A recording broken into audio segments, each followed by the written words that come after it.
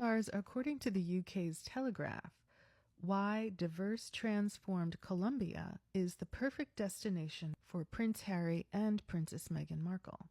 The once infamous country is ideal for a couple keen to shake off the shackles of tradition and challenge conservative stereotypes.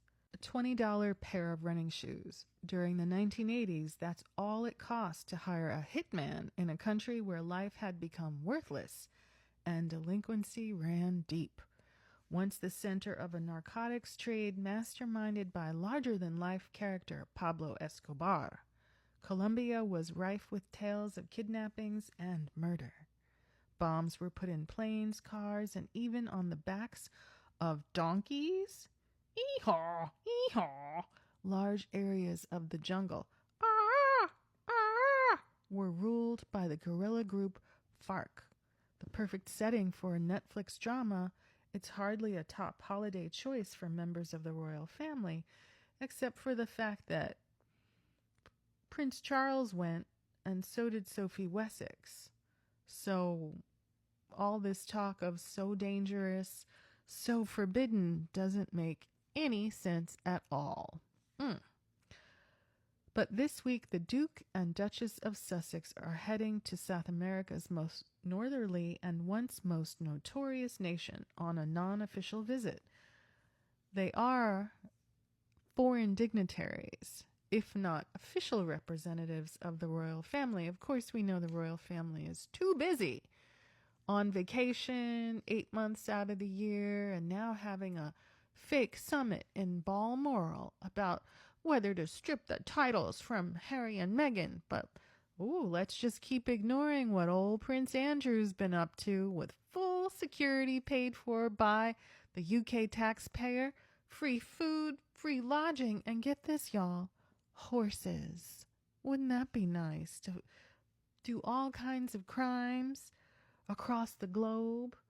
Have your mom step up and pay what you owed for that lawsuit, and then just get all the freebies and access. You're at the masses, you're at Easter, you're at the summer vacation, and you're not the devil in blue suede shoes.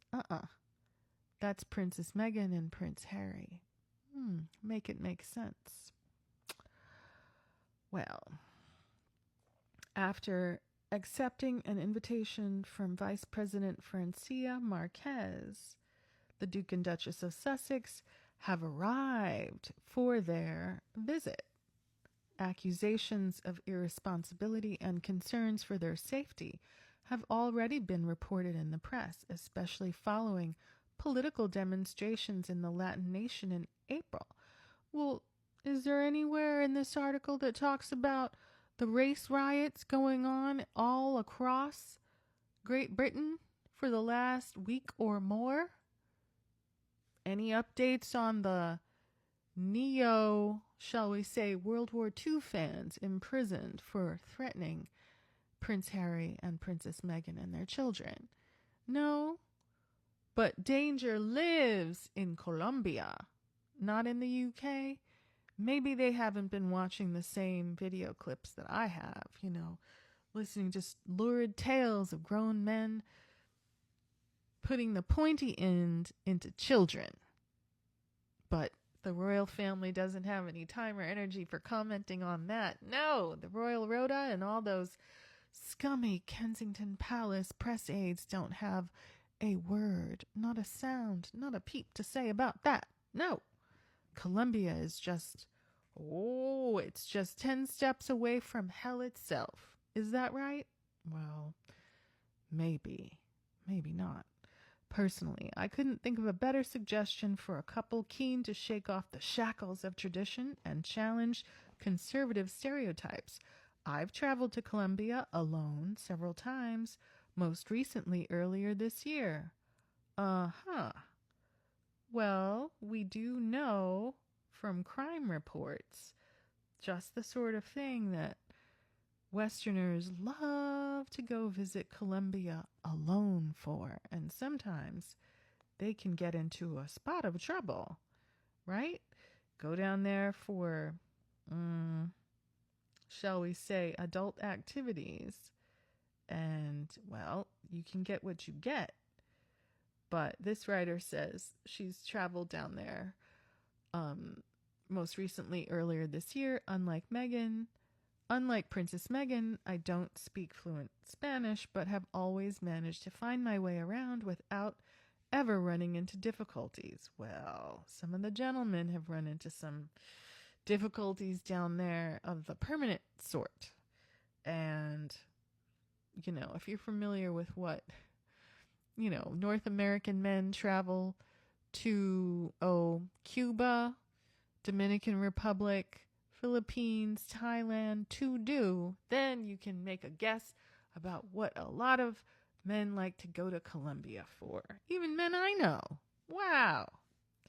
The transformation of people, place, politics, and attitudes has been remarkable. Tired of all the violence and social upheaval, communities have remodeled their country into one of the world's most exciting and dynamic tourist destinations. I'll say a fine example is Medellin, a temperate Andes-wrapped city, which was once the nerve center for dangerous yayo cartels and dubbed the unaliving capital of the world. Wow. Would you travel there? High in the hills, former no-go neighborhood Comuna 13 is now a trendy hub of bohemian bars and open-air graffiti galleries, all connected by a system of high-tech escalators. Wow. Lesbian rapper and long-term resident Catalina leads tours of her home, which overlooks a mass burial site, where bodies were thrown after the government's botched Operation Orion, which aimed to expel urban guerrillas from the area, but which also saw hundreds of civilians caught in the crossfire. In 2002, a memorial to her family, all unalived when she was 8 years old, is inked on her body via a series of tattoos. This sounds fairly dreary. Uplifting stories of resilience are everywhere. Where? From displaced women setting up successful restaurants, to families forging open-air art galleries from garbage tips. What's a garbage tips? Is that just garbage?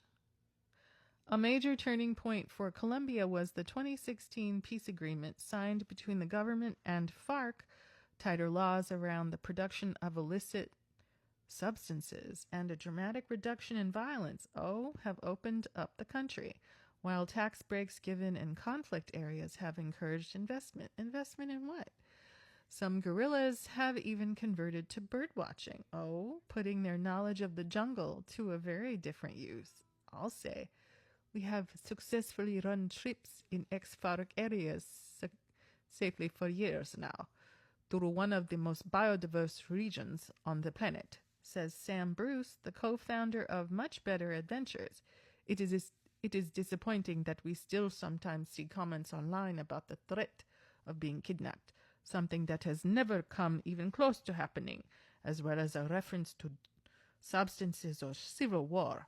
Modern-day Colombia is not 1980s Narcos. San Jose del Guaviare is one of the places many Colombians, along with international tourists, are discovering for the first time. On the edge of the Amazon, the small town was once dominated by illegal coca plantations. Harvesters recall being blindfolded and taken into the forest, and many families have relatives who disappeared and never returned. Now, years of bloodshed have ended.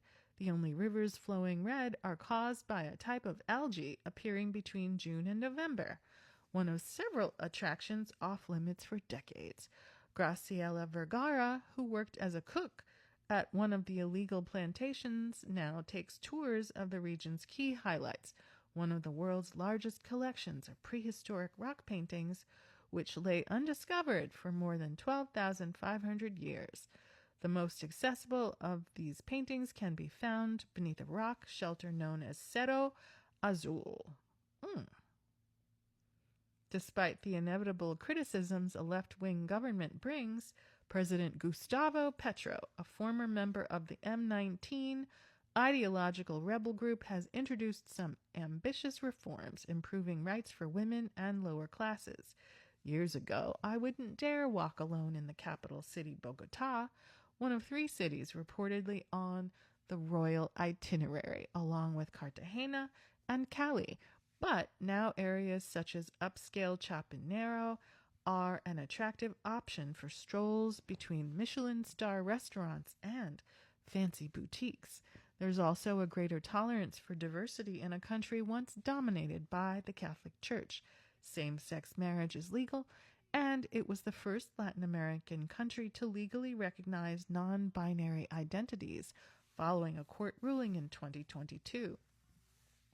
During a foodie tour of sultry Caribbean-kissed city Cartagena, young Afro-Colombian chef Andrea de la Hoz Gaviria spoke passionately to me about the greater acceptance of gay relationships in her country, although admittedly she probably wouldn't get married in a church. Ooh.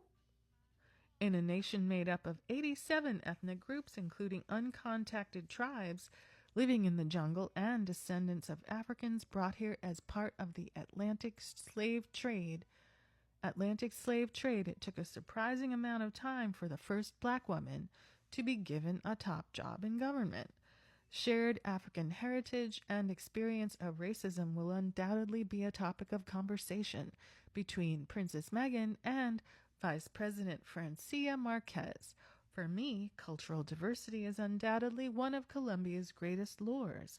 From listening to drummers perform in the squares of San Basilio de Palenque, established by slaves in the 17th century as the first free town in the Americas, to exploring the lost city of the Tayrona, with white-robed Kogi guides. What's not to love about trekking the Amazon, hiking the Andes, exploring coffee plantations, and experiencing wildlife safaris? Rightly points out Liddy Pleasance, the founder of Stubborn Mule Travel, which has just launched several family itineraries to the destination. Increasingly open-minded and preoccupied with daily life, it's unlikely Colombians will even register the royal visit. But perhaps that was the main incentive for Prince Harry and Princess Meghan's choice of destination. For a celebrity, an opportunity to travel incognito is the ultimate holiday, after all. Ooh, that sounds exciting. Would you risk it, stars, to go down to Colombia and just see where it all went down in the 1980s, and now it's supposed to be, poof, completely transformed? Well, that's possible, but where does all the fun stuff come from these days? If it doesn't come from there, then where does it grow? Anyway, let me know what you know and what you think.